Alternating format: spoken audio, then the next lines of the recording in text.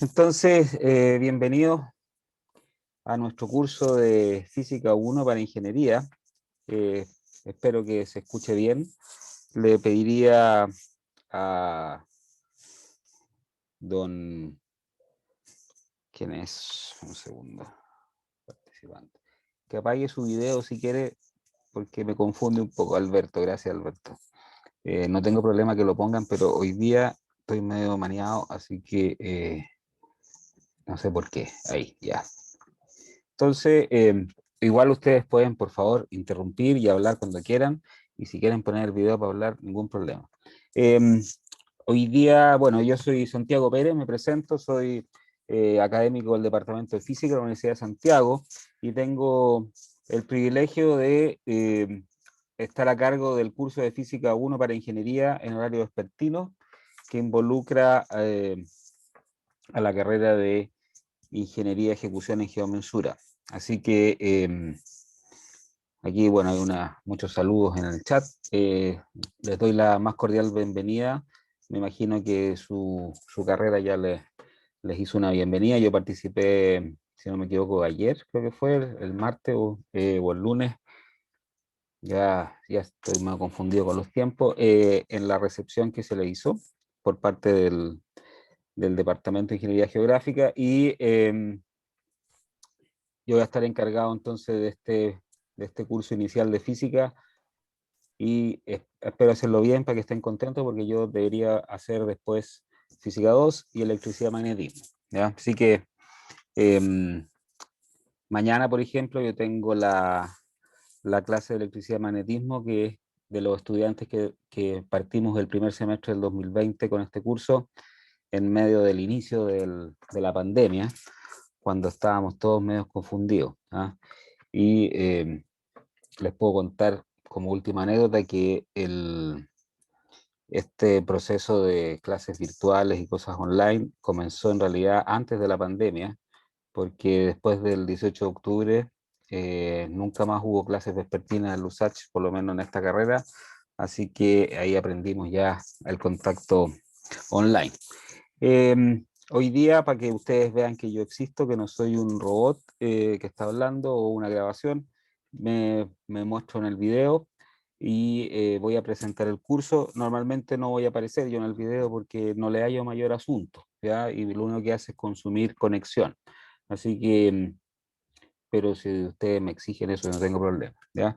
El, las cosas básicas del curso, no tengo todo completa la presentación, porque justo antes de comenzar me entró una duda con las fechas de inicio y término, ¿ya? O sea, obviamente que la fecha de inicio la conozco porque es ahora, pero la de término no tengo claro. Así que prefiero esperar la próxima semana para preguntar bien cómo se comporta el vespertino en relación al diurno, ¿ya? Obviamente que ustedes, no sé ustedes, pero yo estoy aquí en mi casa. Les cuento que eh, tengo dos niños, una niña de 11 y otro de 4 que va a cumplir 5. Y este horario a las 7 hay cierta actividad aquí, ¿ya? Así que si pasa algunos ruidos o cosas así, les pido mil disculpas, pero es parte de la cosa humana que tienen las clases online. Bueno, lo primero es voy a hablar al tiro, que la cosa que más le importa a ustedes es cómo se vamos a evaluar esto. Entonces, yo he decidido que vamos a tomar tres pruebas parciales, la prueba 1, la prueba 2 y la prueba 3. Y eso me equivoqué ahí porque es dividido por 3, obviamente. Copié esto de una fórmula que era con dos pruebas, entonces me equivoqué al tiro. Partimos al tiro mal. Entonces eso lo corregimos, es dividido por 3. Yo lo voy a enmendar para subir la presentación, pero ya quedó grabado para siempre en forma inmortal el error. Entonces es el promedio, ¿ya? El promedio aritmético, si ustedes quieran, de las pruebas parciales, y si les da un 4, están, o más, obviamente, yo espero que les dé más que un 4, su nota final va a ser esa. Y si no es así, entonces la persona que tenga un promedio menor que 4 va a poder dar una prueba que reemplaza una de estas notas. Así que es una prueba de reemplazo. donde entra toda la materia. Es una especie de examen, pero en vez de tener una ponderación, lo vamos a reemplazar. Va a reemplazar la peor nota. Así que eso no quiero recargarlos con muchas evaluaciones, ni trabajo, ni presentaciones, porque ya tienen suficiente trabajo con su trabajo normal, digamos, y por eso están estudiando hasta ahora, y además tienen muchos cursos. Entonces, esa va a ser mi forma de evaluar. Eh, Me parece que 2 es muy poco, por lo tanto preferí poner 3. Entonces, dividí el programa o los contenidos del curso en 3 partes, enfocado a las 3 pruebas. Entonces, en la primera parte vamos a ver las magnitudes fundamentales. O sea, este es un curso básico universitario donde tenemos que partir hablando sobre cómo se mide y qué es lo que son los sistemas de unidades. Vamos a ver los vectores y vamos a ver el movimiento unidimensional rectilíneo. Les recuerdo que ustedes tienen 3 cursos de física, el 1, el 2 y el 3, por lo tanto aquí en este física 1 vamos a ver la base, y en física 2 vamos a expandir, por ejemplo, a movimiento en 2 dimensiones como proyectiles o cosas de ese tipo. Así que aquí vamos a ver las cantidades básicas, la posición, velocidad, aceleración en una dimensión, y, y en el segundo semestre vamos a ver entonces movimientos como el proyectiles o el circular en más de una dimensión. Movimientos en 3 dimensiones no vamos a ver, ¿ya? La segunda parte de los temas que vamos a tratar involucra las leyes de Newton. Esencialmente, esto que está aquí es la segunda ley, fuerza neta igual masa por aceleración, que nos va a permitir obtener las causas de este movimiento rectilíneo que vimos anteriormente, ¿ya? Así que la vamos a aplicar acá al caso del movimiento rectilíneo. La cinemática, que es la parte de descripción de los movimientos, la vemos en este tema, y las causas del movimiento las vemos con las leyes de Newton. Eso y acción y reacción, ¿no? Esencialmente. Este es el principio. Una aplicación directa del equilibrio, de las leyes de Newton en el equilibrio. Entonces vamos a ver equilibrio del cuerpo rígido sin movimiento, ¿verdad? Entonces la parte rotacional la vamos a ver en estática, haciendo problemas de equilibrio, donde vamos a introducir la idea de torque, que complementa la idea de fuerza que aparece en la parte de traslación, y vamos a ver equilibrio rotacional. Obviamente que en la parte en física 2, entonces, vamos a ver movimiento ya rotacional con la segunda ley de Newton rotacional, etc. Así que aquí en la parte de cuerpo rígido vamos a introducir la idea y vamos a ver su estado de equilibrio, y con eso tenemos hartos ejercicios para hacer, ¿ya? Por último, la última parte sería la energía mecánica, la idea de energía cinética, potencial, gravitacional y trabajo de una fuerza, para terminar con fluido estático, y si tenemos tiempo, fluidos en movimiento. Esa parte es optativa porque va a depender de cómo vamos, si vamos muy rápido, muy lento, cómo ustedes están reaccionando al ritmo, ¿ya? Por último, les dejo alguna bibliografía. Los libros que vamos a usar son los típicos libros de física universitaria, de física general para ingeniería, como el Sears o el Serway, que seguramente ustedes han escuchado hablar, y yo les puedo agregar otros si les gusta, por ejemplo el Kutnell o el Tipler famoso, ¿ya? Si ustedes los revisan, van a ver que son más o menos los mismos ejercicios que hay en todos. La única especialidad aquí del Kutnell, de este que está acá, es que no tiene cálculo, no tiene derivadas ni integrales. En cambio, todos estos tienen cálculo. Yo este curso lo voy a hacer sin cálculo. Voy a hablar de límite, voy a hablar de la pendiente de la tangente, pero los ejercicios los voy a tratar solamente con álgebra, ¿ya? Así que eso lo voy a aclarar cuando comencemos oficialmente la clase a continuación. Entonces me gustaría saber si tienen alguna duda, alguna pregunta al tiro. ¿Dónde, por ejemplo, antes de dejarlo en la palabra, nos vamos a comunicar a través del sitio del curso que está en el repositorio de la universidad, que es el Moodle o el U-Virtual. Ahí entonces yo les voy a subir la presentación de las clases y los videos de las clases para que ustedes lo puedan consultar. A través de ese medio también vamos a tomar las evaluaciones. Yo voy a subir la evaluación eh, y ustedes la tienen que responder subiendo un desarrollo. ¿Ya? Aquí dice, se publicarán, y las guías, obviamente. Voy a publicar guías de ejercicio para que ustedes vean cuál es el nivel de exigencia que yo voy a tener en las pruebas y las pruebas van a ser de desarrollo, ¿ya? De un problema.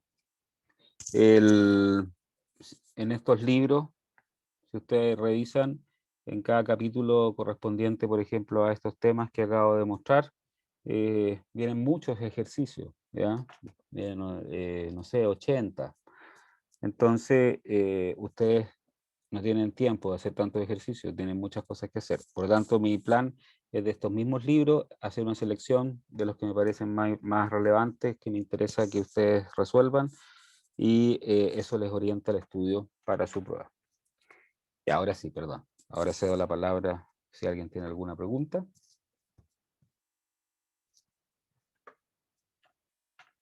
¿No? Muy bien, cualquier cosa me interrumpan si se les ocurre entre medio de lo que quieran. ¿Ya? Hay una, no sé si les hablaron de esto, hay un protocolo para docencia y voy a hacer algo agresivo desde el punto de vista técnico porque voy a dejar de compartir y voy a compartir el protocolo, que es compartir el Acrobat. Ya. Ojalá resulte ahí. Entonces esto se los puedo subir al curso, tal vez ya se los mandaron de alguna manera. Vamos a poner un cuadrito ahí. Bueno, aquí aparece una serie de consideraciones, entre comillas, legales de las obligaciones de los académicos y de los jefes de carrera, etcétera. Entonces, por ejemplo, que las clases deben ser grabadas, que yo no les puedo exigir cámara extendida y jamás les voy a prohibir que ustedes ingresen a clase. Entonces, yo ya aprendí, por ejemplo, que las reuniones Zoom que yo les mande, el link, yo les voy a mandar semana a semana un link con la clase, no tienen sala de espera para que ustedes puedan entrar y salir cuando quieran, ¿ya? Como si fuera una sala real. Y la idea es que las pruebas se hacen en horario asincrónico, o sea, no durante las clases. Normalmente las hacemos durante el fin de semana. Les doy el fin de semana, el viernes a la noche hasta el domingo, porque es cuando tienen más tiempo de sentarse a hacer una prueba. En la semana están trabajando y después están estudiando, entonces, ¿a qué horas van a hacer una prueba, no es cierto? Así que es importante que yo de aquí a la próxima semana defina bien las fechas para que agarrarme las fechas más convenientes y ustedes compatibilicen con los otros ramos, ¿ya? Yo soy bien flexible, si tienen problemas con otros cursos, las adecuamos las fechas, ya no tengo problema. En nuestro caso, nosotros como este es un curso teórico, em, solamente ustedes necesitan los libros, las clases, tanto en presentación, la guía de ejercicio, y yo les voy a vamos a hacer problemas de solución de problemas también aquí en la clase, ¿ya? Como si fueran ejercicios. Entonces voy a cambiar el protocolo, les muestro que está el protocolo y vuelvo a compartir ahora el tablet. Ustedes pueden ver que estoy haciendo clase con una tablet que comparto y a ver si me resulta. Vamos a ver. Bien, resultó. Ya. Siempre una adrenalina esto de que funcione toda la parte técnica. Ok, entonces vamos a comenzar formalmente el curso. Por supuesto que se me olvidó. El horario de las clases, bueno, obviamente que el horario del curso, lo van a dar aquí, son los miércoles. W le decimos nosotros, pero escribámoslo mejor, miércoles. Entonces el miércoles a las 19 horas. Entonces, si nosotros estuviéramos en la vida antigua, antes de que quedara la escoba, en las clases se desarrollaban desde desde las 19 horas como hasta 20 para las 10, una cosa así, o hasta las 10 y tanto. ¿Ya? Em, Aquí vamos a hacer dos módulos de 50 minutos.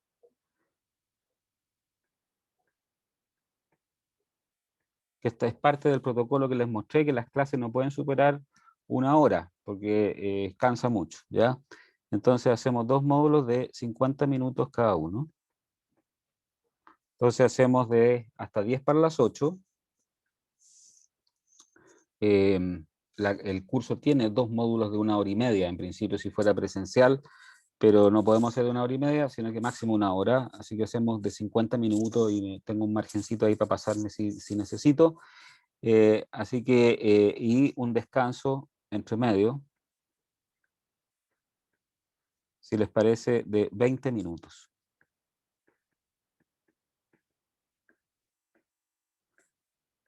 ¿Por qué razón? Porque probablemente ustedes van a llegar justo a su casa, si es que están trabajando en alguna parte presencialmente, a esta hora, como a las 7, ¿no es cierto?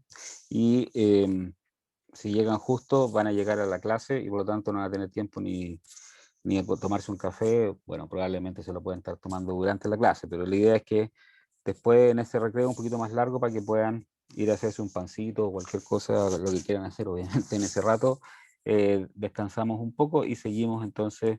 Yo les voy a decir a qué hora volvemos porque va a depender de a qué hora terminamos, ¿ya? Pero obviamente que podríamos decir que seguimos a las 8:10 hasta las 9. Deberíamos terminar siempre tipo 9, no más que eso. Muy bien, si no hay comentario, vamos a aprovechar el tiempo, ¿ya? Entonces, lo primero que vamos a hacer es hablar de cuáles son los requerimientos matemáticos que yo necesito para que ustedes puedan seguir este curso. Son bien sencillos, que deberían dominarlo ustedes. Necesito que conozcan las potencias, cómo funcionan. Aquí estamos suponiendo que los exponentes son enteros, o sea, el n y m enteros. Lo voy a anotar por ahí.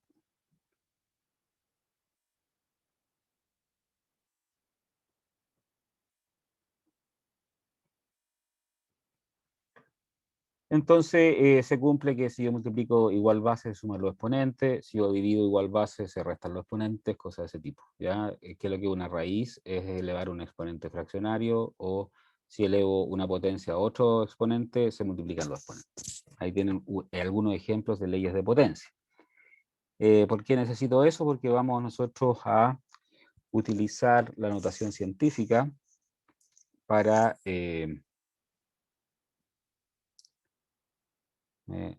estoy chequeando que estoy grabando. Para escribir algunas cantidades, ¿ya? Como ya me conocieron, yo me distraigo a mí mismo, obviamente, viéndome, ¿ya? Así que voy a parar el video. Si ustedes quieren que verme, me avisan. Ya está, ahí sí, ahí puedo concentrar mejor. Ya, disculpen, ¿eh? Entonces, las potencias de 10 nos van a servir para poder escribir números que tienen muchas cifras. Por ejemplo, la velocidad de la luz, que es 300 millones de metros por segundo, lo escribimos más corto como 3 por 10 elevado a 8. O este número es 5,9 por 10 elevado a 9, o este número chico es 8,32 por 10 elevado a menos 5. Así que podemos usar las potencias positivas para números grandes y las potencias negativas para números chicos. Otra cosa que voy a usar es la ecuación de la recta. Entonces les recuerdo la ecuación de la recta. Es el famoso I igual a mx más e más b. En este caso voy a usar el b en vez del n, donde el b sería ese punto de intersección, ahí. Estoy haciéndolo para celeste, por eso lo hice celeste, ¿ya? Si uso el verde, por ejemplo, acá, el B sería del verde ese que está ahí. Sería un B positivo y un B negativo en la intersección con el eje Y.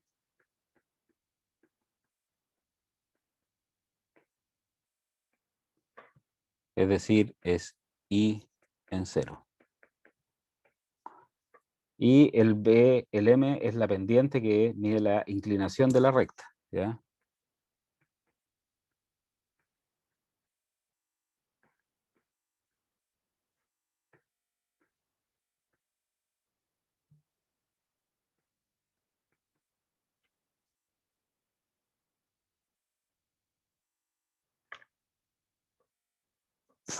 Ok, entonces, ¿cómo se calcula la pendiente? Se toma una variación en Y y una variación en X, por ejemplo eso. Lo voy a dibujar acá de nuevo. Entonces toman un delta Y y un delta X y lo dividen. Entonces el delta X sería X2 menos X1. El delta Y sería Y2 menos Y1. Y ustedes dividen eso y les da la pendiente.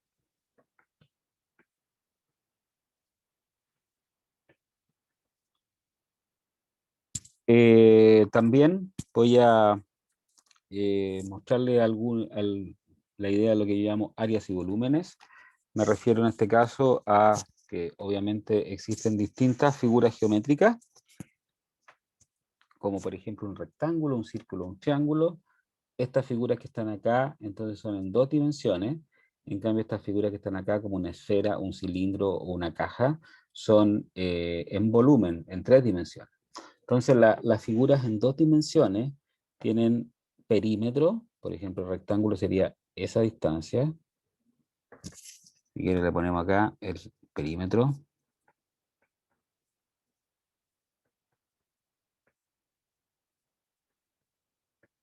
¿Cuánto es el perímetro del rectángulo? Sería 2 por, saquémosle esa cuestión, 2 L más W, ¿no es cierto? En cambio, el área es el producto, LW. Así que hay que distinguir entre el perímetro de una figura en 2 dimensiones con el área que tiene. En el caso de una circunferencia, el perímetro, que sería esto que está acá, es famoso 2πr, y el área sería πr cuadrado. El área de un triángulo es 1/2 de la base por la altura, de b por h, y el perímetro obviamente que es la suma de los lados del triángulo, ¿no? ¿Ya? Ahora, una esfera o un objeto en 3 dimensiones de este tipo tiene también una superficie y tiene un volumen, ¿ya? Entonces, por ejemplo, para la esfera la superficie es 4pi por r cuadrado, en cambio el volumen es 4/3 pi por r al cubo. Para el caso de un cilindro tenemos el área del cilindro, que aquí está involucrado solamente el manto. 2πr sería ese perímetro multiplicado por L, que sería la altura del cilindro. Si ustedes quieren sumarle las tapas, si fuera un tarro, por ejemplo, entonces hay que sumarle un área que es pi r cuadrado, ¿ya? Entonces aquí aparece solamente el área del manto,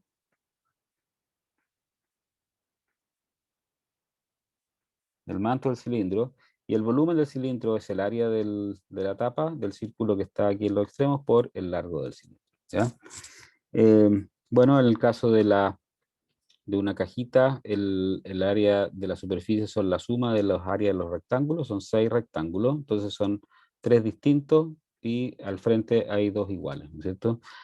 Adentro del rectángulo cabe L por W por H de volumen, o sea, si esto uno le echa ahí líquido, le va a entrar L por W por H litros, por ejemplo. No, si está medido en metros, sería metros cúbicos, ¿ya? Ahí sí. Por último, la trigonometría que vamos a usar es una trigonometría básica que vamos a necesitar para calcular componentes de vectores esencialmente. Aquí el objeto fundamental es el triángulo rectángulo, que ustedes pueden ver acá. El triángulo rectángulo tiene 2 catetos, que son estos que están acá. Entonces, este sería el cateto opuesto. Y este es el cateto adyacente. ¿A quién? Al ángulo teta que está aquí. ¿Ah? Entonces, a teta. Este que está acá, a teta. Ya voy a hablar sobre qué letras griegas vamos a usar aquí, pero ya apareció una, que sería el ángulo teta. Entonces, el cateto adyacente es el cateto que sería, los catetos son los que forman el ángulo recto en un triángulo rectángulo, ¿no es cierto? El más cercano al ángulo se llama cateto adyacente y el más lejano se llama cateto opuesto, por eso se llama. Y la línea larga acá es la hipotenusa.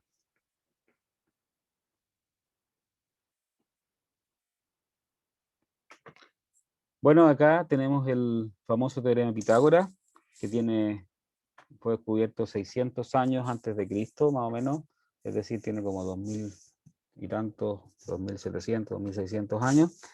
Eh, y fue el primer teorema matemático que existió. ¿Ya? Los triángulos rectángulos eran conocidos desde la época anterior a Pitágoras, ya de las primeras culturas mesopotámicas y orientales usaban el triángulo rectángulo para saber tener un ángulo recto y hacer construcciones. Em, lo que sí es que sabían un ángulo concreto, por ejemplo, sabían el 3, 4, 5. Si ustedes hacen eso, saben que eso es un ángulo recto ahí. ¿Ya? Pero Pitágoras encontró una relación general, que en un triángulo rectángulo siempre se cumple que el cuadrado construido con cada cateto, el área de los cuadrados construidos sobre los catetos, su suma es igual al área del cuadrado construido en la hipotenusa. ¿Ya? Eh, y lo demostró. Bueno, me imagino que ustedes conocen, están todos familiarizados con el teorema de Pitágoras, pero lo destaco porque es un primer progreso matemático del hombre, ya una cuestión. Bueno, la gente que vivía con Pitágoras vivía en una isla griega, no me acuerdo cuál era, no sé si Somos o Samos, algo así, y era una especie de secta que adoraba los números y descubría las resonancias de las cuerdas de los instrumentos musicales y por eso se dan cuenta cuando sonaba bonito, los armónicos y ese tipo de cosas tienen relaciones de números. Bueno, volviendo a lo concreto, tenemos entonces que vamos a definir las tres funciones trigonométricas básicas. El seno de ese ángulo corresponde al cateto opuesto dividido por la hipotenusa. El coseno de ese ángulo es el cateto adyacente dividido por la hipotenusa. Y la tangente de ese ángulo es el cateto opuesto dividido por el cateto adyacente. Ahí. Por lo tanto, ustedes si reemplazan estas definiciones aquí arriba,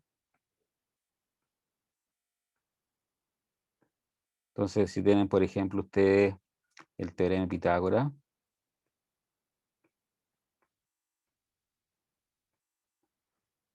seamos más respetuosos, pongamos la mayúscula ahí, eso. Que dice que a cuadrado más b cuadrado es igual a c cuadrado, para un triángulo rectángulo así. Entonces, ahí está el ángulo teta, el seno de teta es igual a sobre c.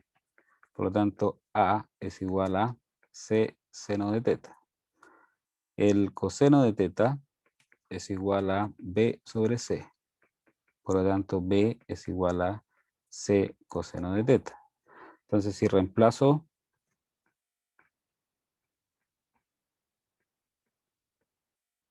A y B en el teorema de Pitágoras,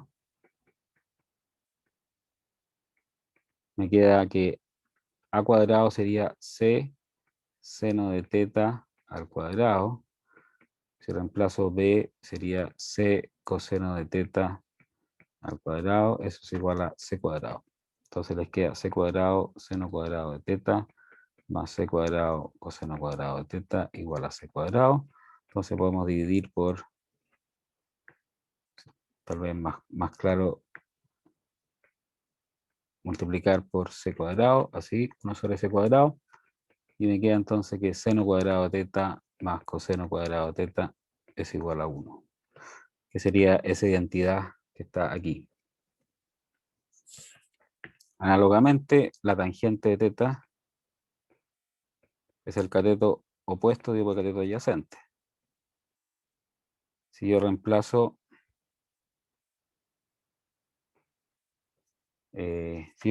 lo que es A, que está aquí, me queda C seno de teta.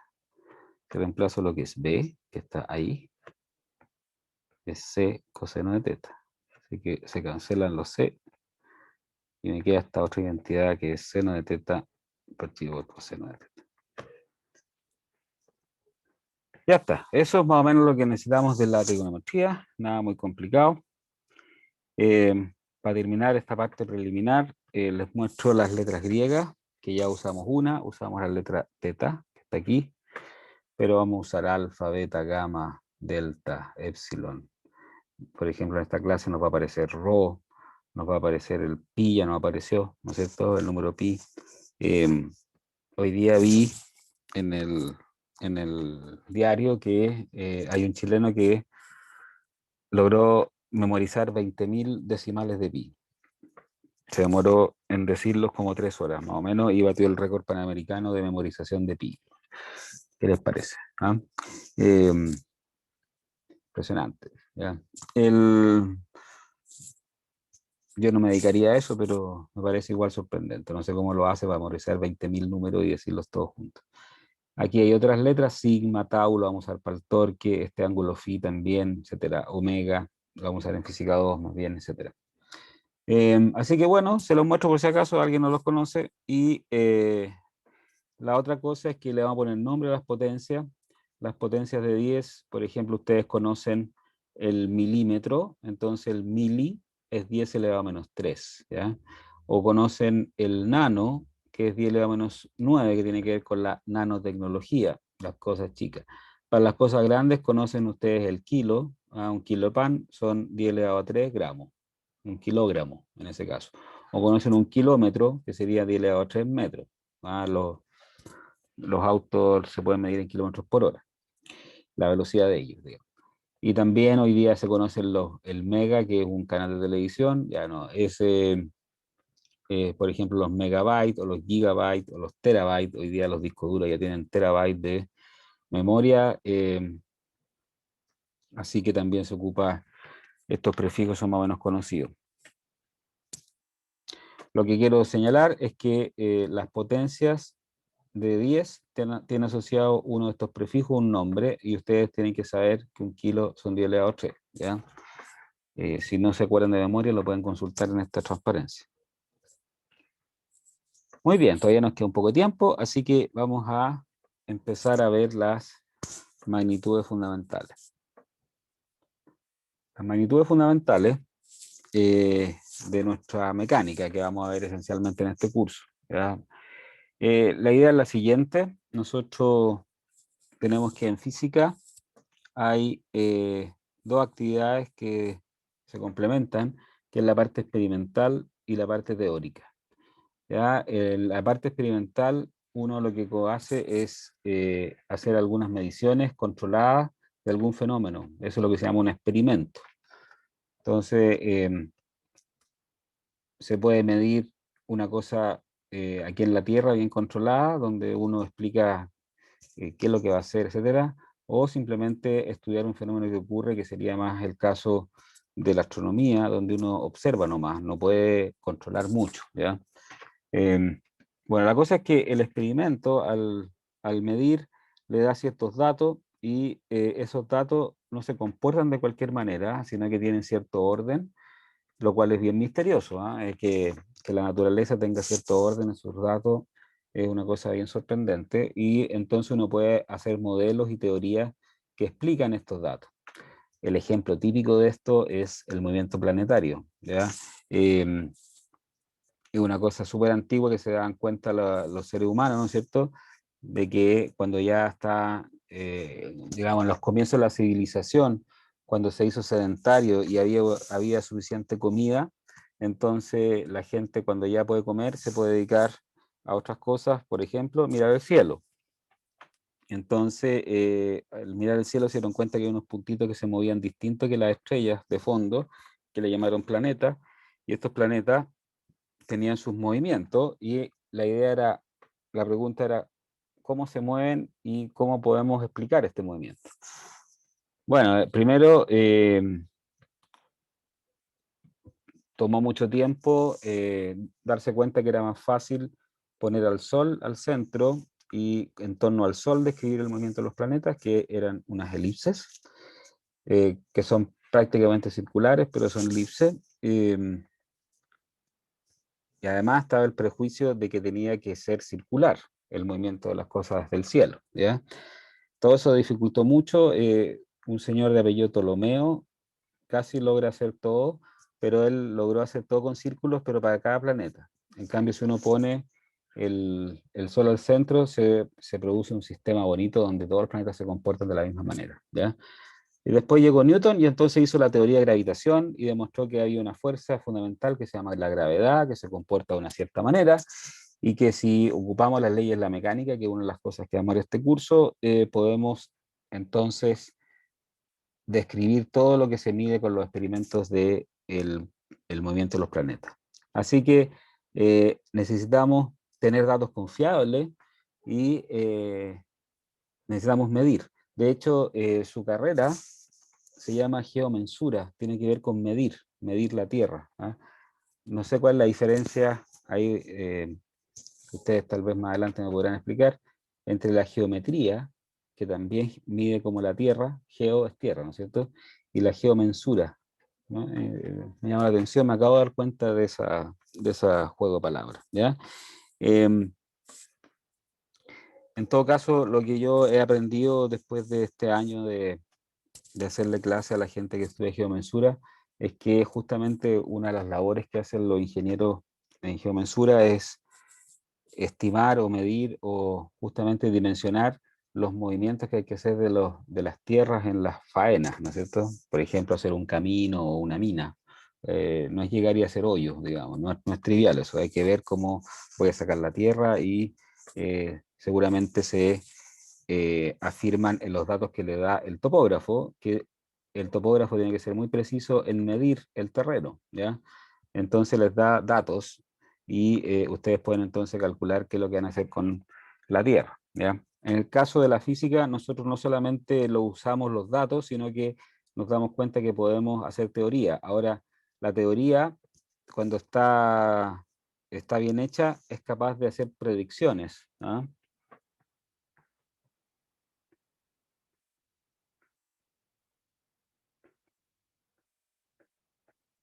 Entonces, esas predicciones eh, tienen que ser consistentes con los experimentos y puede proponer experimentos. Cuando una teoría que hace una predicción se mide, es súper exitosa. ¿Ah? Famoso. Ahí por eso los físicos se hacen famosos, porque, por ejemplo, Newton, ¿no es cierto?, logró hacer, predecir no solamente el movimiento de los planetas, sino que con su teoría se pudo descubrir un nuevo planeta, como fue Neptuno hasta que la teoría llega a su límite, ¿ah? Esto tiene un límite, y llegó Einstein en 1916 y cambió la teoría de gravitación que logró abarcar entonces más fenómenos que los que predecía la teoría de Newton, como por ejemplo el movimiento de Mercurio. El movimiento de Mercurio tiene una pequeña variación con respecto a la teoría de Newton y solamente puede ser explicado con la teoría de gravitación de Einstein. Ya está. Entonces, esto de medir acá es muy importante y está relacionado con cómo nos ponemos de acuerdo nosotros en interpretar los datos que vamos a usar. O sea, cuando el topógrafo a ustedes les da los datos, ustedes tienen que ser capaces de entender lo que le está hablando. Y para eso tenemos que definir patrones. Nosotros nos vamos a ocupar en las cuestiones más básicas, en este caso sería la longitud, la masa y el tiempo. Con definir estos patrones de estas cantidades podemos trabajar todo el semestre. Esencialmente lo que vamos a definir acá no es qué es lo que es esta cantidad. No vamos a hablar de qué es lo que es una longitud, qué es lo que es una masa o qué es lo que es el tiempo, sino que lo vamos a definir cómo lo vamos a medir, ¿ya? Entonces, de acuerdo a su definición operacional, que se llama, que es cómo se mide, o con qué instrumento se mide, de qué manera, vamos a saber lo que es una longitud, una masa o el tiempo. Ahora, si hablamos en lenguaje coloquial, entonces la longitud tiene que ver con el espacio, ¿no es cierto? Con moverse en el espacio. Las masas tienen que ver con la materia, ¿no es cierto? Con los átomos, las cosas que tienen materia. Y el tiempo tiene que ver con la evolución o el conjunto de fenómenos de las cosas. eh, que las cosas no son estáticas, sino que evolucionan, van cambiando, y por lo tanto uno puede entonces, si descubre alguna cosa que se va a repetir, uno puede comparar con eso y medir tiempos. Por ejemplo, el, nosotros nacemos en un instante y nos morimos en otro. Entonces, ahí pasaron cosas, pues nos pasaron cosas, ¿no es cierto? Claramente. Una que nos pasó primero es que nacimos y después nos pasó que nos morimos.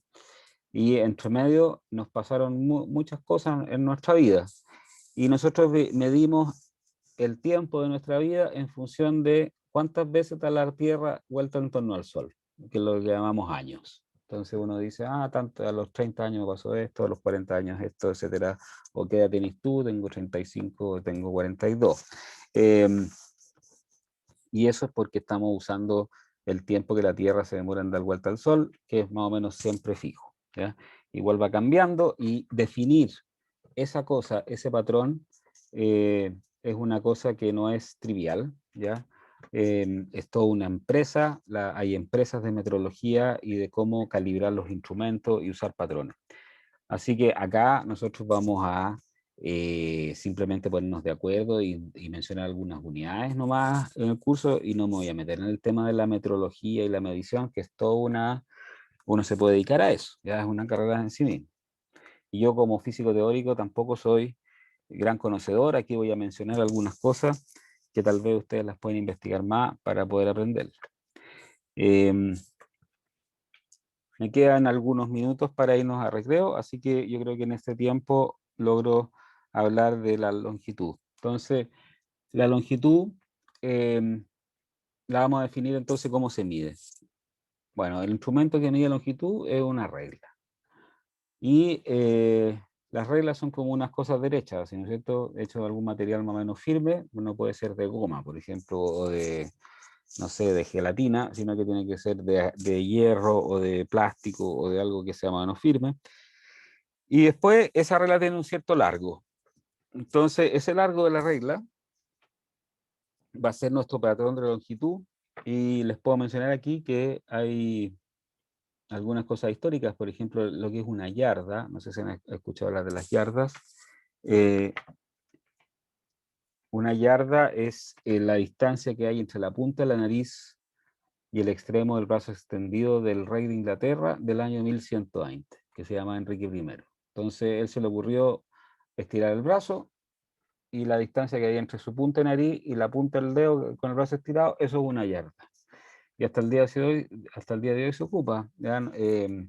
Nosotros la ocupamos aquí en Chile en los hilo volantín, por ejemplo. Yo de chico, no sé si hoy día alguien de ustedes que son más jóvenes que yo, compran el hilo volantín por yarda. Yo me acuerdo comprar hilo de 100 yardas o de 500 yardas y así.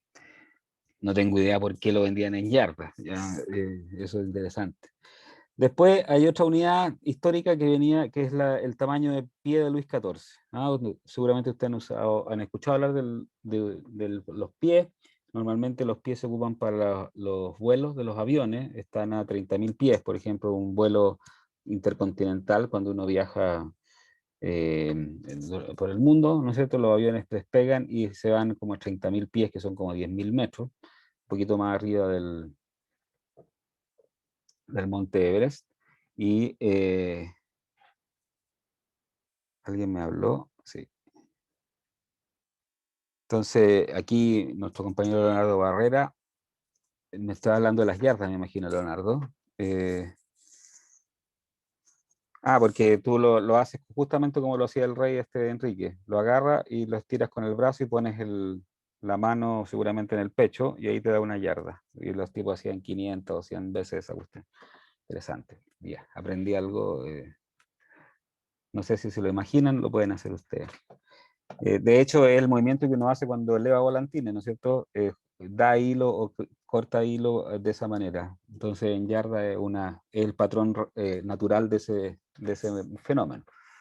Ahora, ¿por qué los pies se ocupan en la aeronáutica? No lo sé. Lo que sé es que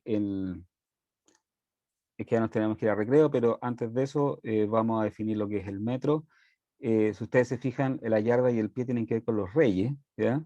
Y en 1786, o perdón, 1789, vino la Revolución Francesa, donde se le, digamos, no quiero decir que se le cortó la cabeza a los reyes, sino que perdieron poder en Francia, ¿no es cierto? Bueno, de hecho, Luis XVI fue guillotinado. eh, y vino Napoleón en Francia. Y Napoleón cambió el patrón de estos reyes, porque no le gustaban los reyes, e inventó el metro, que era la 10 millonésima parte de la distancia que hay entre el Ecuador, o sea, ustedes iban al centro del mundo y tiraban una línea que pasaba por París y llegaba hasta el Polo Norte, lo dividían en 10 millones y eso es un metro. ¿Eh?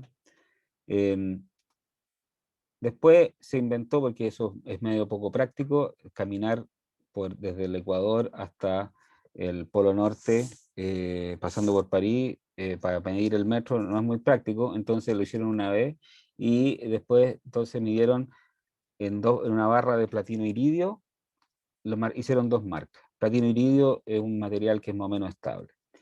Pero las cosas materiales se dilatan y se contraen con la temperatura, así que eso duró hasta el año 60, cuando ya se conocían formas de medir cosas atómicas y se ocupó la longitud de onda de una luz del Krypton 86 hasta el año 80, y después del año 83 se definió que el metro es la distancia que recorre la luz en esa cantidad de segundos.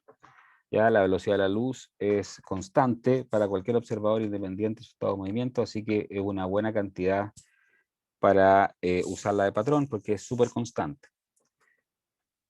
Muy bien, entonces nos vamos a ir de recreo porque son 10 para las 8 y lo que hago yo entonces, para que ustedes sepan, silencio y pongo pausa en la grabación y les pongo a qué horas vuelvo. Entonces voy a poner pausar grabación y seguimos. Entonces, definimos el metro. Les voy a mostrar entonces algunas unidades de longitud que existen. Por ejemplo, las yardas es 0,91 metros, las pulgadas 2,54 centímetros, lo que es un pie, que es como un tercio metro, una milla, como 1,5 kilómetros, ¿no es cierto? 1.609 metros exactamente. Cosas chicas, por ejemplo, los angstroms se ocupan para medir tamaños atómicos, 1 por 10 elevado a menos 10 metros. El año luz, para medir cosas astronómicas, o la unidad astronómica, o los parsecs, estos tres son de astronomía, que ahí están en kilómetros, y el parsec en metro. El año luz es la distancia que recorre la luz al viajar durante un año. La unidad astronómica es la distancia que hay de la Tierra al Sol, que son como 150 millones de kilómetros. Y un parsec es un triangulito que está dado de esta manera. Ustedes hacen un triángulo usando la Tierra y el Sol, donde ahí está la unidad astronómica, y ese ángulo que está ahí es un segundo de arco. Eso quiere decir que es un grado, lo dividen por 60, les da un minuto de arco, y ese minuto de arco, que es un sesentavo de grado, lo dividen de nuevo por 60 y les da un segundo de arco. Así que este ángulo es muy pequeñito, y por lo tanto esta distancia que hay acá es muy grande y es un parsec. De longitud, históricamente hay muchas unidades, otras, por ejemplo, son las brazas, que son la distancia que hay entre dos brazos extendidos, que lo ocupan para medir profundidad de la navegación marítima, y hay brazas españolas, brazas inglesas, porque cada país usaba su propia braza, digamos. ¿Ah? También las varas son 3 pies. Una cosa curiosa se llama furlong, son 220 yardas, que es un octavo de milla. Y los codos son súper antiguos. Hay codos egipcios, mesopotámicos, babilónicos, persas, indios, etc. Por último, les menciono la legua, que es un poquito más de 4 kilómetros. Hay legua castellana y legua imperial. Em, Nosotros acá tenemos la población La Legua, que está a 4 kilómetros más o menos de la Plaza Italia, digamos. Por eso se llama La Legua. Las distancias que ha medido el ser humano, lo más lejano son unas cosas que se llaman cuasares, que al parecer son hoyos, agujeros negros hipermasivos que están súper lejos y que es del orden de 10 elevado a 26 metros. Eh, si alcanzo a ver bien, ya la edad me quita un poco la capacidad de ver. Y lo más chico sería los tamaños de las partículas. Por ejemplo, un protón es del orden de 10 elevado a menos 15 metros. Entre medio tenemos cosas astronómicas, desde el año luz a la distancia de las estrellas más cercanas. Por ejemplo, la estrella próxima a Centauro está a 4 años luz más o menos. Y después cosas más a escala humana, como la distancia de la Tierra a la Luna, o lo que pasa entre el Ecuador y el Polo Norte. Y los satélites están orbitan a esa altura. El, ya bien cotidiano sería el tamaño de un campo de fútbol. Este campo de fútbol es de fútbol americano, no es de soccer. Tamaños de mosca, qué sé yo, y ya cosas empiezan a ponerse más invisibles como las partículas de polvo, y aquí las células se pueden ver al microscopio, son del orden de 10 elevado a menos 5 metros. Los átomos entonces están del orden de 10 elevado a menos 10 metros y los núcleos del orden de 10 elevado a menos 14 metros. Ahí les da todo el rango de distancias más o menos que nosotros como seres humanos hemos logrado medir. La masa. Vamos a definir entonces cómo se mide la masa. La masa se mide con una balanza. Entonces una balanza, nos podemos imaginar el típico dibujo de una balanza, que es una cosa así, con un soporte, los brazos para los lados son de la misma distancia y eso tiene que estar apoyado sobre una superficie horizontal. ¿Qué es lo que es horizontal? Horizontal es algo perpendicular al campo gravitacional cerca de la superficie de la Tierra, que lo simbolizamos con la letra G. Y entonces si yo pongo un objeto cualquiera aquí y al otro lado pongo el kilogramo patrón, que es una cantidad de materia que está ahí, como ustedes lo pueden ver, que lo está cuidando este señor, decimos que la masa de ese objeto es igual a la masa de ese objeto. Así funciona la balanza. Entonces, desde 1887, este señor está cuidando el kilogramo patrón en un pueblo que queda en Francia, cerca de París, se llama Sèvres, que existe, ahí está, es una foto de Sèvres, y uno lo que tenía que hacer entonces es viajar con su balanza a este pueblo, pedirle permiso a este caballero para que le prestara el kilogramo patrón, que estaba bien cuidado, eh, para que no se fuera a perder ningún pedacito de ese kilogramo, y ustedes podían llevarse el patrón a su casa, ¿ya? Ahora, evidentemente que a los físicos no les gustaba, me pregunta Javier, Javier H., eh, para las clases aplicará una especie de simbología general. ¿Qué quiere decir con simbología general, Javier? No sé si me puede explicar, si tiene micrófono. Profesor, ya le Diga. explico. Una simbología con respecto a nosotros vamos a hacer cálculos, me imagino, Sí, físicos. sí. Vamos a tener como una especie de simbología que vayamos a ocupar normalmente para hacer estos cálculos.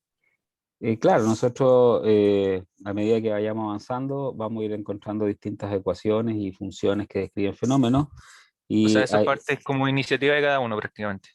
eh, Los que quieran tener esta simbología como anotada para claro, hacer o todo más sea, directamente. yo con la clase yo voy a definir la notación que vamos a usar, ¿ya? Para los ejes, para los vectores. Así que ustedes tienen que ser consecuentes con eso para que yo pueda entender lo que hacen en las pruebas, por ejemplo, ¿ya? Ok. Eh, No se trata de ser muy fundamentalista, pero sí tener un mínimo de notación en común para que nos entendamos. Por ejemplo, G, que es la aceleración de gravedad, va a valer en la superficie de la Tierra esa cantidad, por ejemplo. ¿Ya? Eh, Algunas cosas básicas sí tenemos que tratar de mantener una cosa común. No sé si le respondo.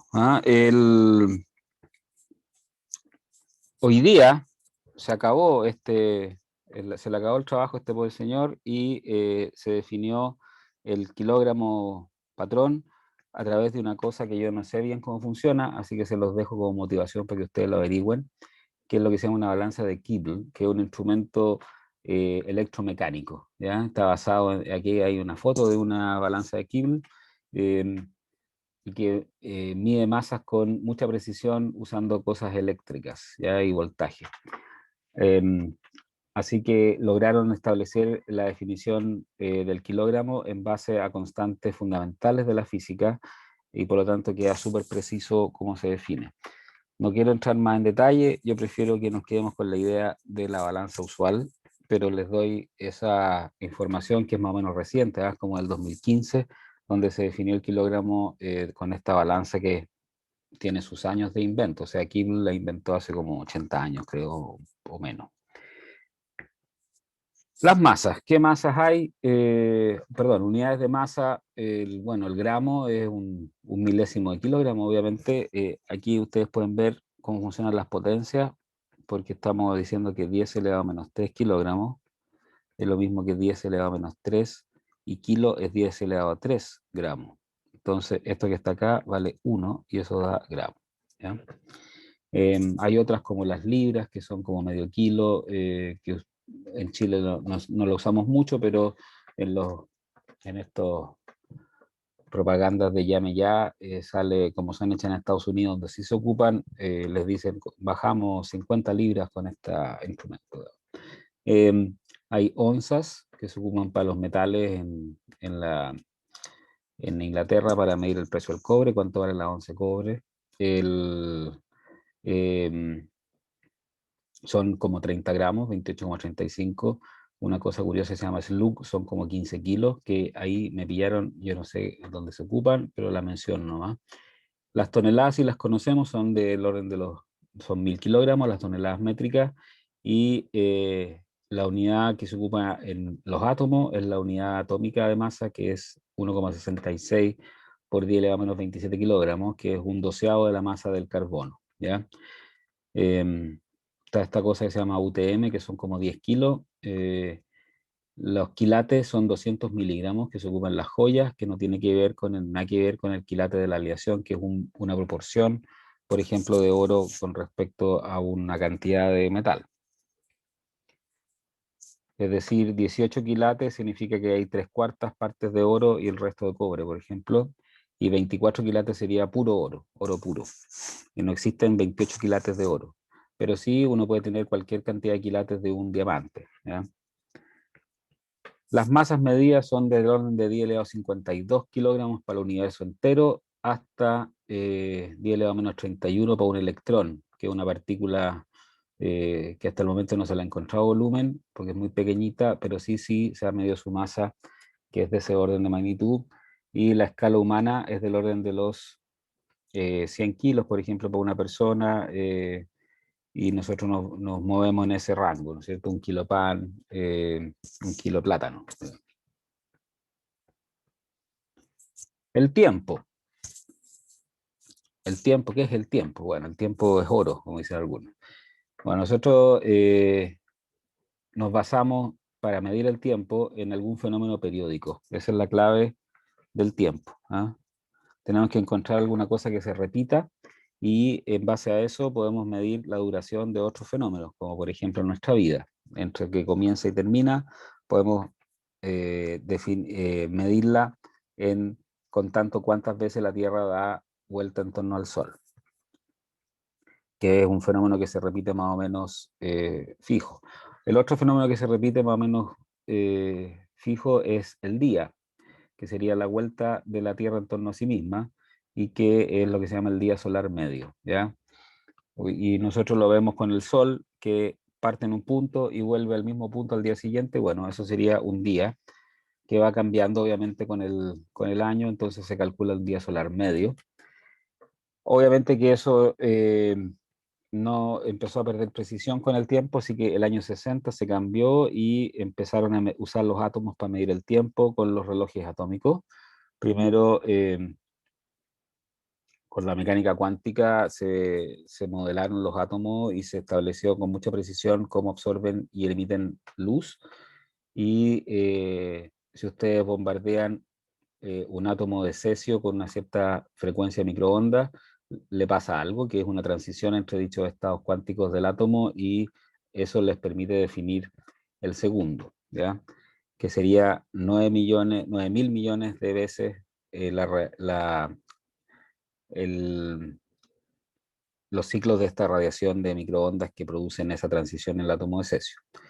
Ese sería el segundo, entonces, y la estabilidad de los relojes atómicos que cuentan, entonces, estas frecuencias son muy estables, digamos. O sea, hoy día un reloj atómico se atrasa un segundo cada 50 millones de años y lo que puedo averiguar es que lo que quieren hacer es un reloj que no se atrase nunca, o sea, que se atrase un segundo cada 32.000 millones de años. Le- Les cuento que el universo tiene como 13.000 millones de años, así que es súper, súper estable. Bueno, las unidades de tiempo ustedes las conocen.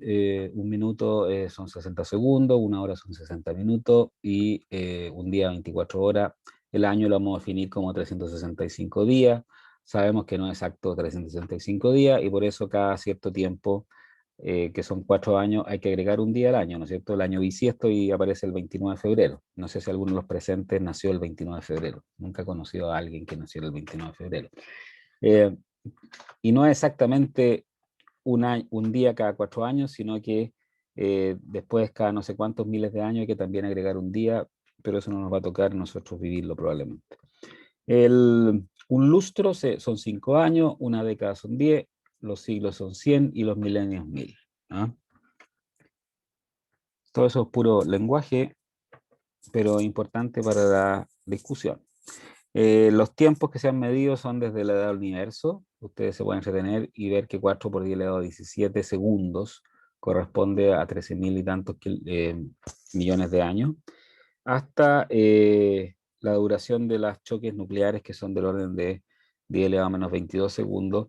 Eh, este 10 elevado a menos 24, no sé si se ha medido, pero ese 10 elevado a menos 22 sí se ha medido, que es cuando ustedes hacen chocar dos partículas en un acelerador que vienen muy rápido. El tiempo de contacto es del orden de 10 elevado a menos 22 segundos, que es el tiempo más pequeño que se puede haber medido. Así que llamamos al Sistema Internacional de Unidades, esto muchas veces se abrevia como SI, o MKS, donde el patrón de distancia va a ser el metro, el patrón de masa va a ser el kilogramo y el patrón de tiempo va a ser el segundo. Hay otros sistemas como el CGS, que sería centímetro, gramo, segundo. Pero el sistema internacional mide ese porque la idea es que con la conectividad que hay, hace importante que nos podamos comunicar entre todos los países y por lo tanto no tiene sentido que cada país ocupe su patrón y por lo tanto la idea es que todos usemos el metro. Aunque hasta el día de hoy en distintos países ocupan en la vida cotidiana otras unidades, por ejemplo, si ustedes ven un partido de tenis en Estados Unidos y un jugador sirve, la velocidad con que sirve la ponen en millas por hora, por ejemplo. Entonces uno tiene que saber convertirlo a kilómetros por hora para saber cuánto es, porque uno que nació aquí en Chile está acostumbrado a estimar velocidades en kilómetros por hora, que son las de los autos. Muy bien, entonces para hacer ejercicios y problemas de cambios de unidad y cosas de ese tipo, vamos a usar algunas magnitudes compuestas, como por ejemplo las áreas que serían distancia al cuadrado o los volúmenes que serían distancias al cubo. Vamos a usar también densidad, la densidad de masa que sería masa distribuida en un cierto volumen. Vamos a usar las velocidades en magnitud, que sería esencialmente distancia partido por tiempo. Ya después vamos a hacer una definición más precisa de la idea de velocidad y de aceleración, pero por el momento, para hacer este tipo de ejercicio, vamos solamente a usar distancia partida por tiempo, que es lo que la gente conoce. Y también se pueden hacer ejercicios con caudal, que es volumen por unidad de tiempo. Por ejemplo, una llave de agua, si está abierta poquito, tiene poco caudal, o si la abres más, aumenta el caudal, sale más centímetros cúbicos por segundo el agua. También en los ríos se ocupa el caudal, ¿no es cierto? Un río se mide normalmente en metros cúbicos por segundo, entiendo yo. No sé si hay algún comentario o pregunta. Si no hay, entonces los invito a que hagamos en conjunto estos problemas. Estos números que aparecen aquí es porque los saqué de las guías que les voy a publicar. Entonces, para que ustedes vean más o menos el tipo de cosas que vamos a hacer.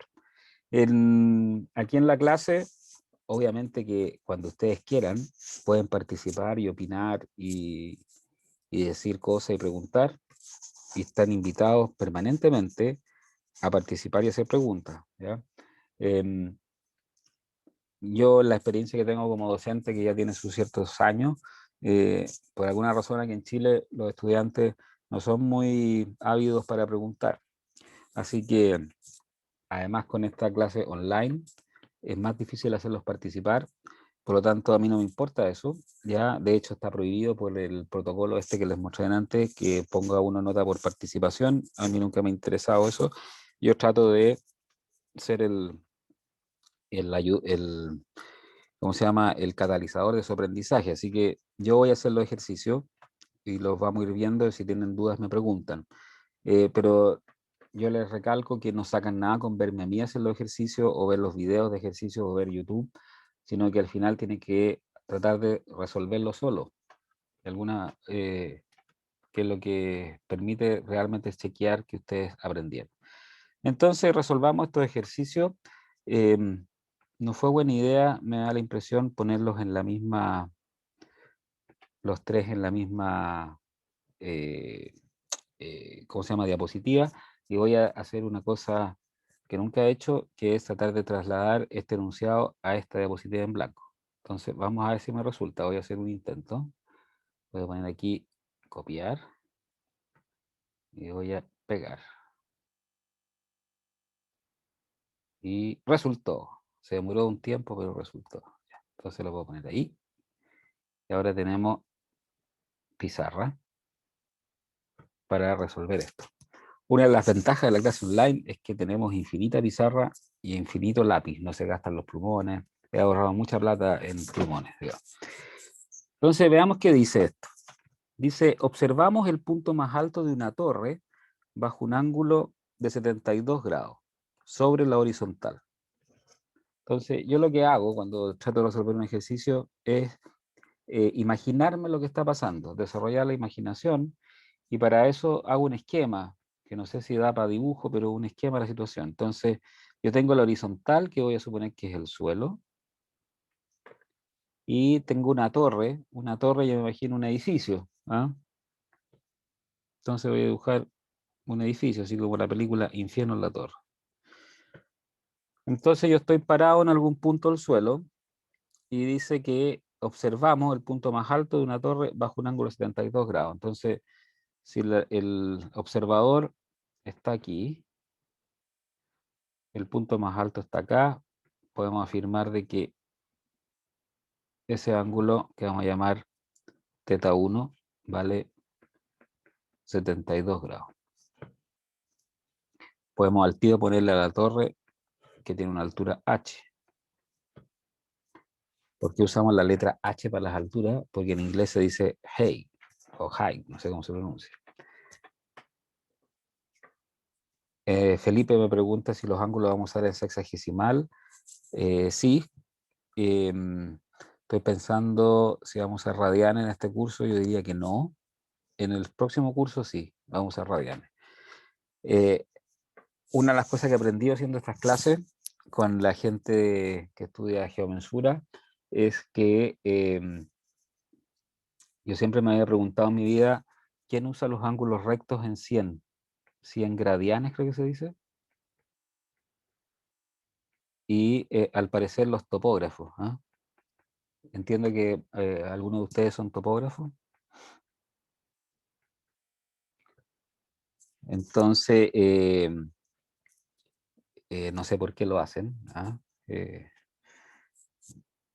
dice gones o gradianes. Eso, gradianes. Entonces, hay que tener cuidado. Bueno, si ustedes los conocen, es más fácil porque en las calculadoras aparecen los DEC, que son los grados en inglés, degree, y los grad, que son estas cosas, los gradianes, y los rad, que son los radianes.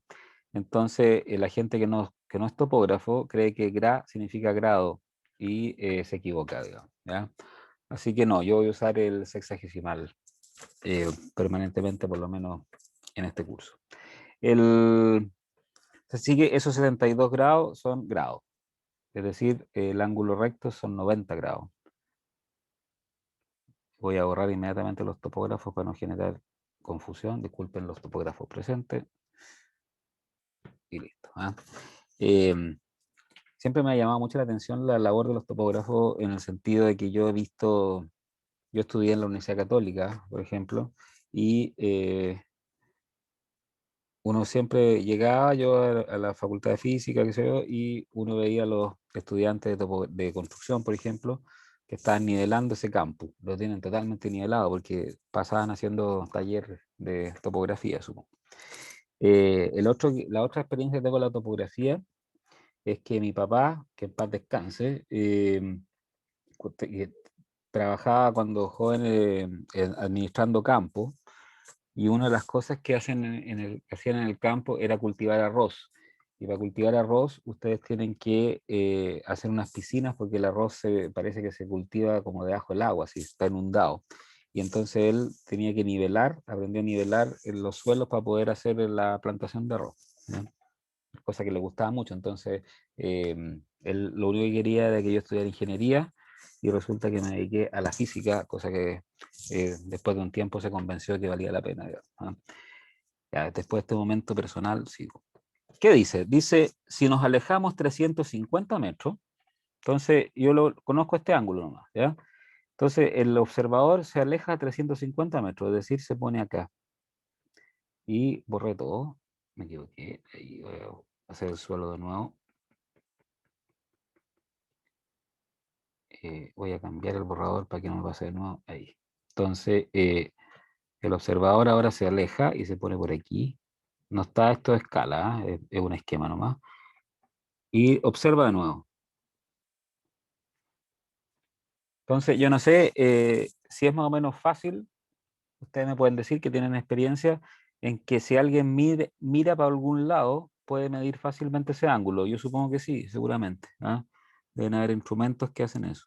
Y de hecho uno puede poner un circulito con una cosa, con un hilito, ¿cierto? Con un peso, y eso le indica, yo creo, la inclinación probablemente.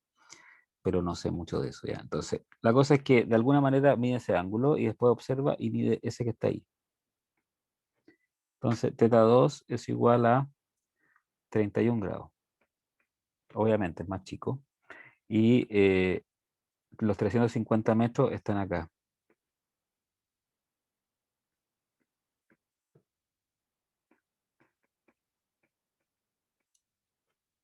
No, no son 350 grados, sino que son 350 metros. Ahí.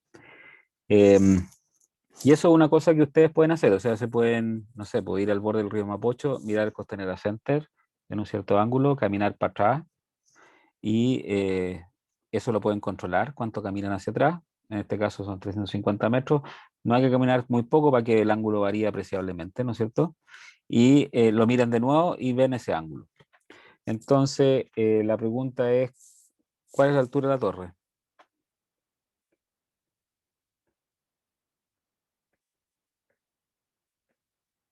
Entonces queremos calcular h con esta información.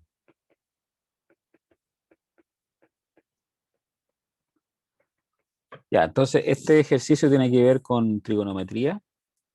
Le voy a hacer aquí unas ventanitas para que se acuerden que es un edificio esto. Para no perder tiempo, vamos a hacer la puerta ahí. Entonces, a mí se me ocurre visualizar dos triángulos rectángulos. Voy a visualizar ese triángulo rectángulo. Y voy a visualizar este triángulo rectángulo. Que tienen un cateto común de largo h. Entonces, el ángulo recto está aquí. Y voy a llamar a esta distancia, que no la conozco, X. ¿Ah? X no lo conozco.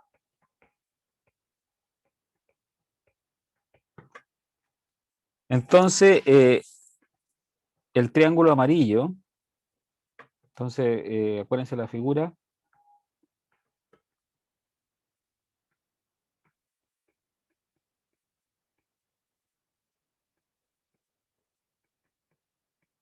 Tengo que la tangente de teta 2 es igual a el cateto opuesto, que es h, dividido por el cateto adyacente, que es L más X.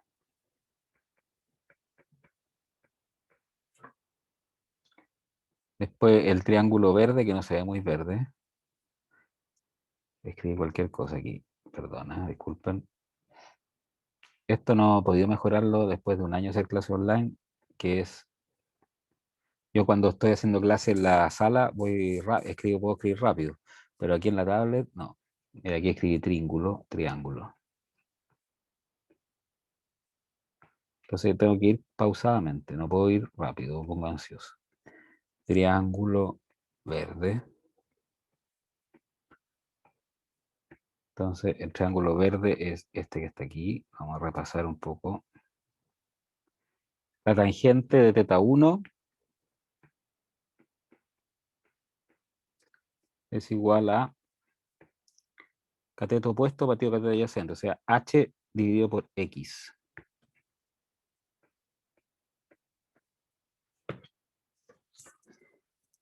Y los ángulos los conozco, así que las tangentes las conozco. Por lo tanto, el x no lo conozco, así que lo que vamos a hacer es que ahora planteamos esto y calculamos.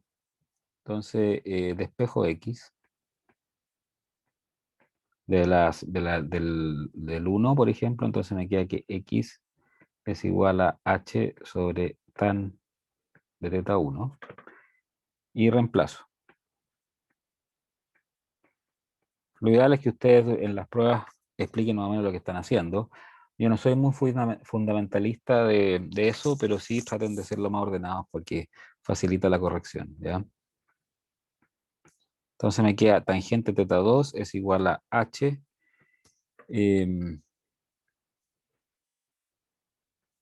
dividido por L más, y donde dice X pongo H sobre tangente teta 1.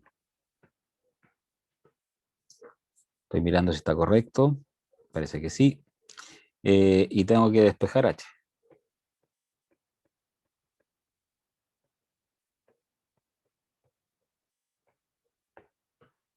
Y esa parte es algebraica nomás.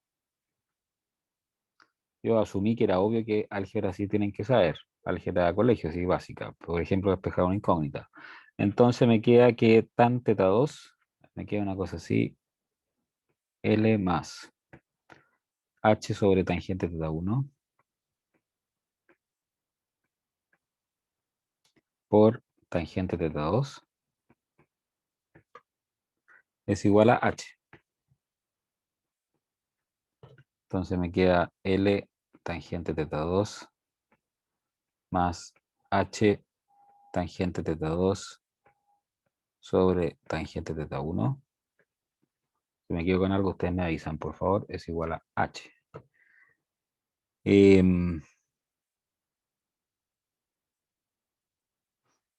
Estoy mirando si me equivoqué en algo. No. ¿Cuál tangente es más grande?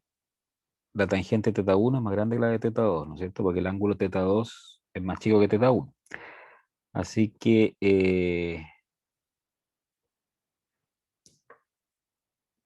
teta 2. Ah, teta 2, perdón. Teta 2 es más chico que teta 1. Así que voy a anotar por aquí para no equivocarme que tan teta 2 es menor que tan teta 1.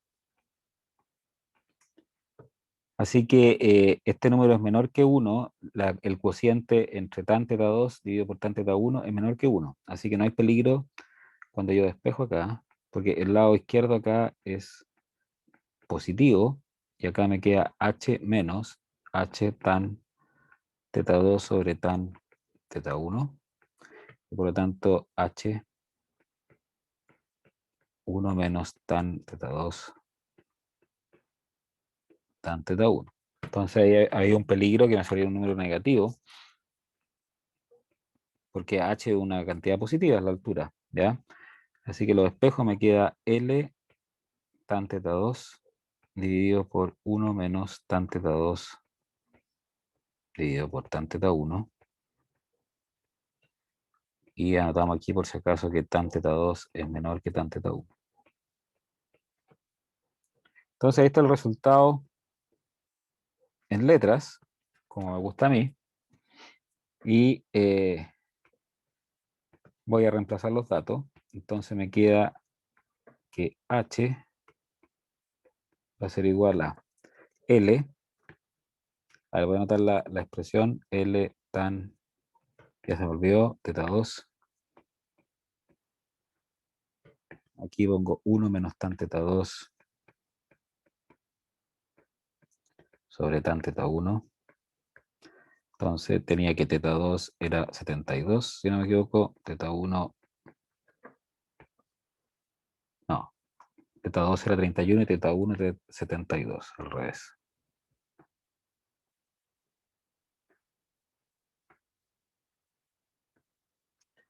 Este es 31.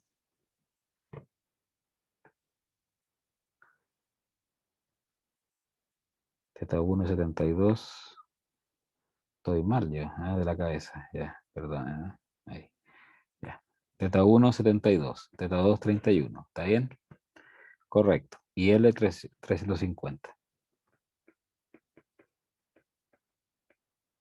Ya. Perdón, ya a esta hora pero la empezamos a pelar cable. Entonces, vamos a ver cuánto nos da H. Es 350 por la tangente teta 2, que es la tangente de 31, dividido por 1 menos tangente de 31 dividido por tangente 72. Voy a proceder a calcular. Voy a usar la calculadora celular, no tengo otra en este momento. Y calculo 31. A ver, primero voy a verificar que estoy en grado. Entonces, yo sé que el seno de 30 es un medio. Entonces pongo seno de 30, 0,5. Muy bien. Entonces, 31 tangente dividido por 72 tangente es igual a 0,19. Y hacemos 1 menos eso y da. Voy a hacer dos pasos. Entonces aquí abajo es 0,805 más o menos. Voy a dejarlo con 3 decimales.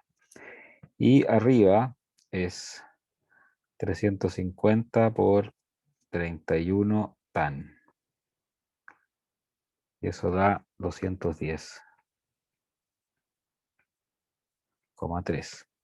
Entonces 210,3 dividido por 0,805, perdón, es 261 metros.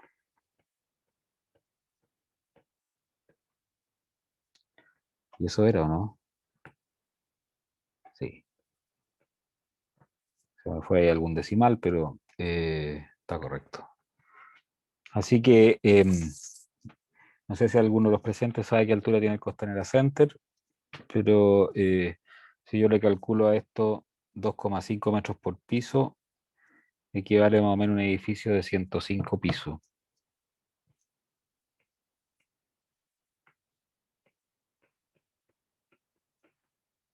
Así que es más alto que el Costanera Center. Ya es como las ex Torres Gemelas, digamos. Entiendo que el edificio más alto del mundo tiene como 1000 metros, para que vean la altura que va la cuestión. Ok, bueno, hay más ejercicios. Si quieren, se los dejo planteados. Yo creo que Estamos a 10 para las 9. No alcanzar a hacer otro. Así que, como ya pasé la materia, lo dejamos hasta acá. Felipe me pregunta con cuántos decimales revisa los ángulos y distancias con una cantidad razonable. No tengo un fundamentalismo al respecto, pero dejar 1 o 2 decimales el resultado está bien, ¿ya? No me pueden poner 8 decimales, porque no pueden ustedes asegurar de que el edificio mide 261, no sé, 8 decimales para allá, ¿no es cierto? Tiene que ser una cuestión que esté dentro de los márgenes de errores, y si ustedes tienen experiencia en mediciones y cosas así, saben mejor que yo cómo estimar los errores de los instrumentos y por lo tanto con cuántos decimales trabajar. En estos casos, de repente yo, por ejemplo, las tangentes, esas cosas, las ocupo como aparece en la calculadora con todos los decimales y me sale como más preciso los resultados. Pero en este caso está correcto, ¿se fijan? O sea, si este es un problema de una prueba y a mí me dio eso, yo voy a revisar el desarrollo, lo que ustedes hicieron, y por lo tanto voy a saber que llegaron al resultado correcto porque está correcta el álgebra, digamos. ¿Ya? Bueno, les dejo esos dos planteados que van a estar en las guías también. Y para no cansarlos más en esta primera clase, lo vamos a dejar hasta acá. Si no hay alguna pregunta o duda. ¿Ok? Si no hay, se me ocurrió durante el recreo decir lo siguiente, como obviamente que ustedes todavía no tienen el correo USACH, ¿no es cierto? Entonces no van a poder entrar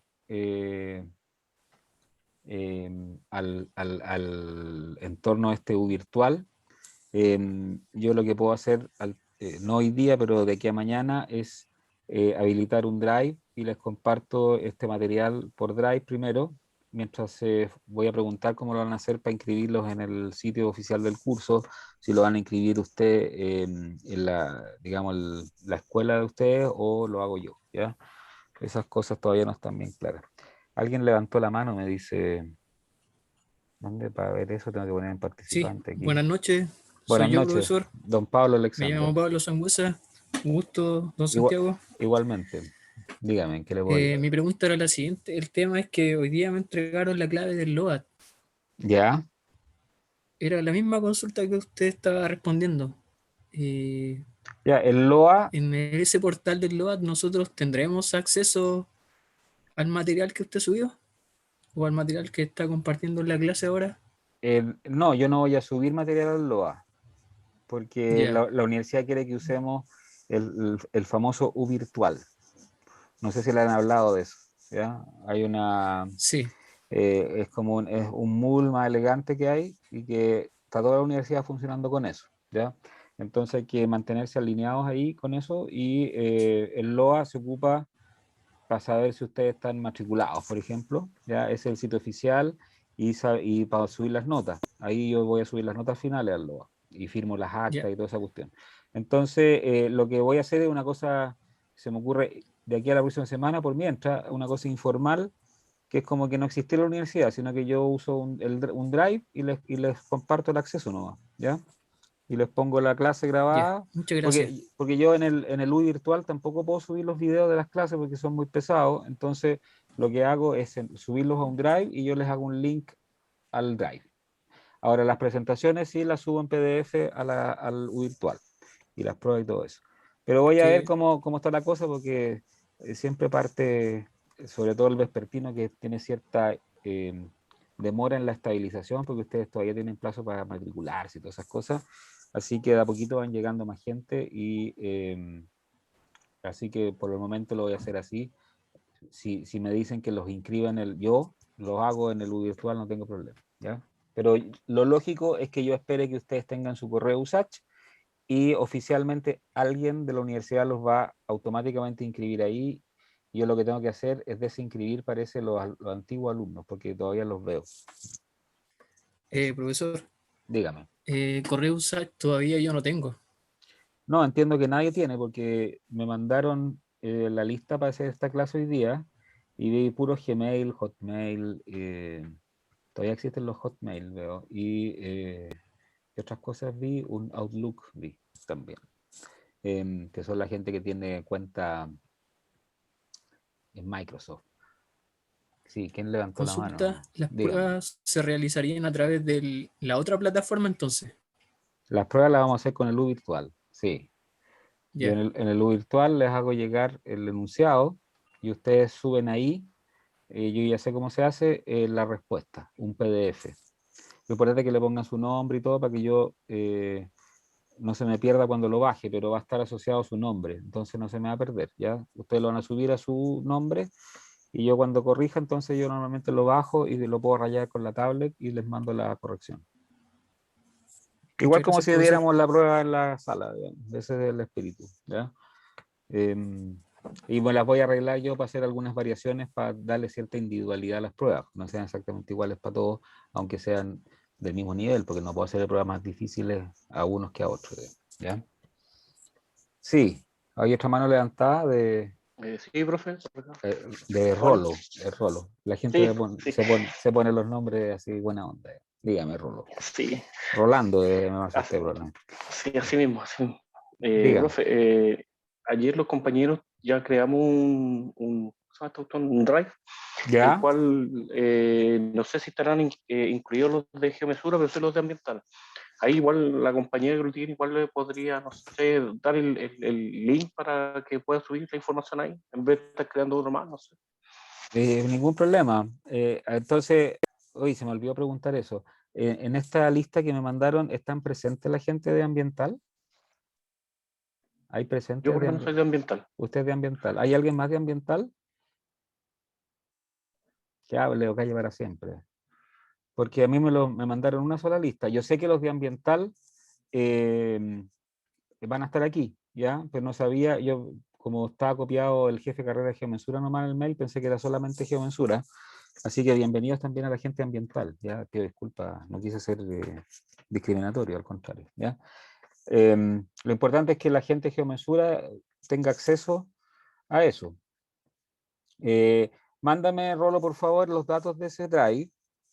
Si yo tengo problemas, tal vez para mí, yo estoy más acostumbrado a usar mi drive y compartirles el link, pero no tengo problema en estudiar lo que tú me propones y ver si me acomoda o me complico mucho, te aviso, pero no creo que me complique, es cosa de subirlo a donde ustedes quieran, digamos, ¿ya? Me da lo mismo. Sí, se lo comparto enseguida por el chat, profesor. Eh, te- El link y la contraseña. mándame un correo, ¿puede ser? Ah, correcto. Ya. Yo le Mándame envío el un correo. mail. Sí, tú tienes mi correo, lo viste al principio, Sí, estaba. sí. Es santiago.pérez, súper fácil, ahí está. No, no está ahí, está en el otro, en la presentación. Ya, mándame a santiago.pérez un correo con ese dato y yo le subo lo antes posible las clases, ¿ya? Lo voy a enviar enseguida. Súper. No sé si hay más comentarios, consultas. Si no es así, no puedo dejar de agradecer su presencia. Em, todavía me causa emoción ver que hay estudiantes que se sacrifican y estudian en la noche con las circunstancias actuales, así que voy a tratar de hacer el mejor esfuerzo para hacer las mejores clases para que les vaya lo mejor posible, ¿ya? Porque me parece fantástico tener este trabajo, ¿ya? Así que yo le agradezco mucho y yo le aseguro que si ustedes se esfuerzan haciendo el trabajo que corresponde, porque yo estoy consciente que tienen mucho trabajo, entonces no les puedo exigir que pasen solamente estudiando mi curso horas, sino que con las guías que yo les publique, con que logren hacer eso, debiera alcanzarles para que les vaya bien. Así que bienvenidos y esperamos que tengamos un excelente semestre. Y cualquier cosa me escriben, me mandan mail. Yo tengo mucha pega, soy jefe de carrera también del diurno, entonces tengo 200 alumnos encima, desde los primeros años hasta los tesistas, así que realmente me demoro un poco. Ya, si ustedes estiman que me estoy demorando mucho, me lo mandan de nuevo al correo, ningún problema. Así que eso. Si no, le dicen me acusan con Jessica y Jessica me escribe, ahí me llegó un correo de Juan Barra. Eso, de Ayuda Ambiental. Eso, pues. Que estén muy bien y nos vemos el próximo miércoles. Chao, chao. Mucho gusto. ¿Eh? Ya, profe. Que esté muy bien, gracias. Igualmente. Ahí Chao, le envío chao. el correo. Listo. Gracias. Chao, profe. Chao.